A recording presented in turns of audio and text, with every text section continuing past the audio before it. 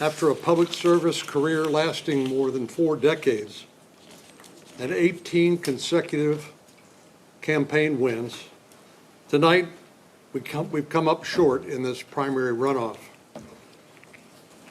You know, a few years ago, I had a friend of mine say, "You know what makes God laugh?" He said, "When we make plans." I've spent most of my time in the Senate building the Republican Party in Texas and in the U.S. Senate, and I've always supported the Republican ticket, and I intend to do so again in this general election. I've said throughout this race that I trust the voters of Texas, and they've made their decision, and I must respect it. Tonight I'm joined up here by 3 women who mean everything to me, and without whom I never would have enjoyed the incredible ride and public service career that I've had for many, many years. Of course, my wife Sandy, of 46 years and counting, and then our daughters Danley and Haley, of whom I'm enormously proud, and they mean everything to me. Politics is hard on families, especially, but I believe, and I know my family believes, that public service is an honorable calling. Serving others is a high purpose. And while much about politics is ugly, we choose to serve through the good, the bad, and the ugly. Of course, we could not have run this race without an outstanding campaign team that has served me so well through so many campaigns, truly the finest I've ever worked with. To Rob, Mayanne, and Andy, and the entire campaign team who worked tirelessly and gave everything they had, and who believed in me, I want to express my gratitude.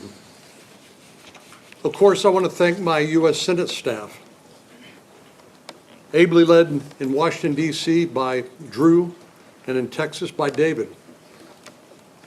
You work hard for 32 million Texans every day that I'm honored to represent, with long hours, high stress, and job uncertainty.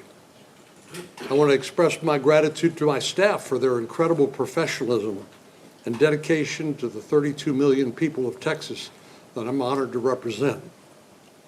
To everyone who's worked with me, alongside of me for all these many years, I just want to say thank you. And then to my supporters in this campaign, more than 1,000 current and former elected official endorsements, more than 30 statewide organizations, to every financial supporter, every volunteer, everyone who voted for me in this election, I want to thank you from the bottom of my heart. Tonight I'm reminded of something Teddy Roosevelt said in 1910.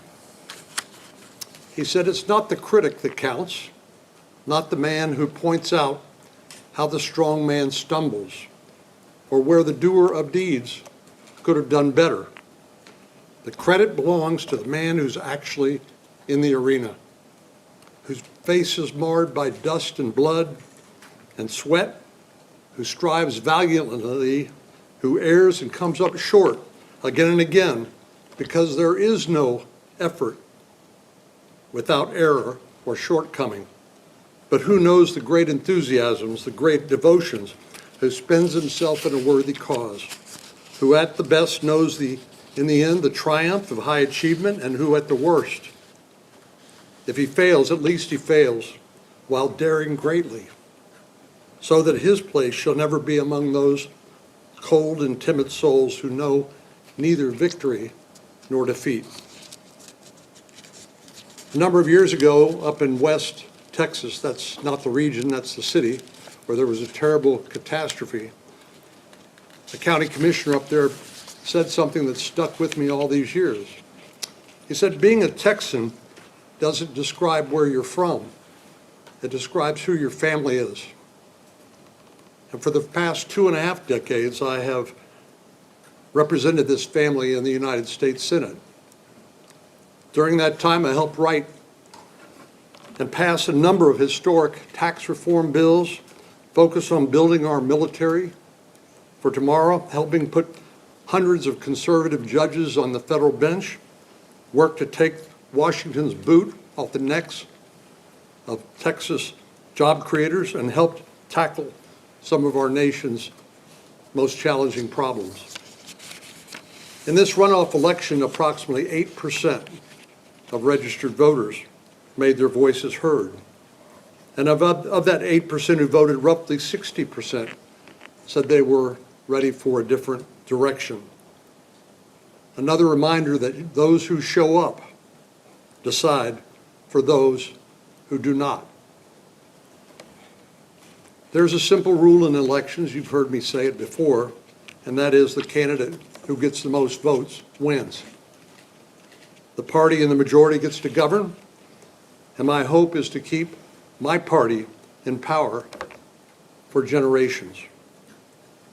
I am an optimist by nature, which is just another way of saying I am a Texan.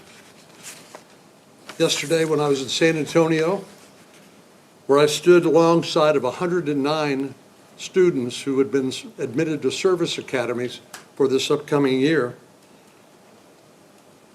this was the 20th time that we've had this academy send-off, and it remains my favorite event of the year, because these young men and women, the leaders of our military and our communities and our nation tomorrow, give me great hope and optimism for our future. Well, a scripture verse comes to mind as well, where the Apostle Paul said, I've fought the good fight, I've finished the race, and I've kept the faith. Over the next 7 months, my service in the United States Senate, I intend to continue my work to help make this nation a better place for all Texans and all Americans. Thank you very much, and may God bless Texas, and may he continue to bless the United States of America. Senator Cornyn. I'll have more to say later.